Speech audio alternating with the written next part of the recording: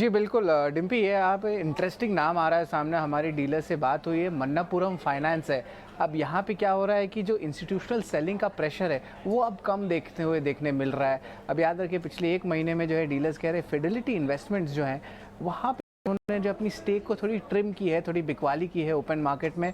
और जहाँ तक पता है कि 3.7% स्टेक फिडेलिटी इन्वेस्टमेंट्स का कंपनी में होल्डिंग मार्च क्वार्टर में देखने मिला है। इसके अलावा ऑफकोर्स लास्ट मंथ जो ईडी की ऑर्डर्स की इशू आई थी वो भी लार्जली फैक्टर्ड इन हो गए हैं आपके मार्केट प्राइजेस में। और कंपनी ने भी जो बतौर कॉन कॉल में कहा कि लिक्विडिटी लेवल्स स्ट्रॉन्ग है, 1100 करोड़ का लिक्विडिटी है। और अगर बात करें अनड्रॉन लाइंस की तो वो भी लगभग 3300 करोड़ का आ रहा है। तो ओवरऑल सारे नेगेटिव फैक्टर जो है प्राइस इन लग रहे हैं। और वैल्यूएशंस की बात करते हैं तो हमने जो है 12 months forward blended forward price to book ratio देखा तो यहाँ पे मन्नापुरम फाइनेंस का एक टाइम से कम हो चुका, अब से 0.9 टाइम्स हो गया। वहीं अगर उसकी पीयर्स की बात करें तो वहाँ पे वैल्यूएशंस में आईएफएल फाइनेंस ले लीजिए या आप मुथूट फाइनेंस ले लीजिए, इन दोनों कंपनीज की जो वैल्यूएशन है 1.7 to 1.8 times price to book ratio चल रही है। तो इसका मतलब नेगेटिव्स फैक्टर्ड इन हो गए हैं, वैल्यूएशंस में जो है अट्रैक्टिवनेस दिख रहा है। और स्टॉक के बारे में बात करें तो 10% जो है मई के लो से भी बड़ा देखने मिली है। और अगर ब्लूमबर्ग की हमने एनालिस्ट की अगर ले अपडेट तो वहाँ पे 12 मंथ टारगेट प्राइस 143 रुपीज़ रखा गया है, यानी कि करंट मार्केट प्राइस से लगभग 23% का रिटर्न पोटेंशियल देखने मिल सकता है। तो इस स्टॉक को आप ज़रूर फोकस में रखिएगा। बिल्कुल बिल्कुल फोकस में रखेंगे। और आप यकीन नहीं मानेंगे, आज सुबह हमने डेरिवेटिव में भी यही कॉल दिया था।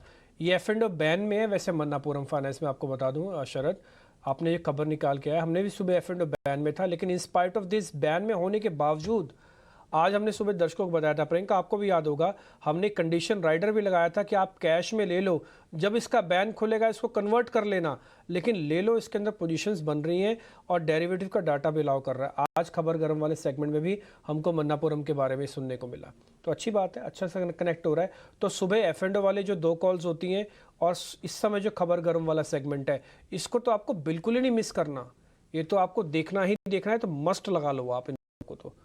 ठीक है, अब जरा सोलंकी जी से मेरे को एक चीज़ पता करनी है। नरेंद्र सोलंकी जी हमारे साथ बने हुए हैं। नरेंद्र सर, मन्नापुरम को लेकर वैल्यूएशन कंफर्ट आपका भी है ना?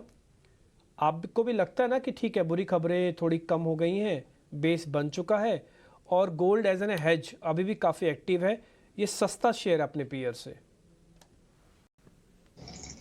जी वैसे तो स्टॉक कवरेज में नहीं है हमारे, इसलिए स्टॉक के बाद स्पेसिफिक तो नहीं कह पाऊंगा। बट हाँ, ये सेगमेंट काफी टाइम से अंडर परफॉर्म किया है गोल्ड रिलेटेड फाइनेंसिंग का। तो वैल्यूएशन पर्सपेक्टिव से ये सेगमेंट में नजर रख सकते हैं।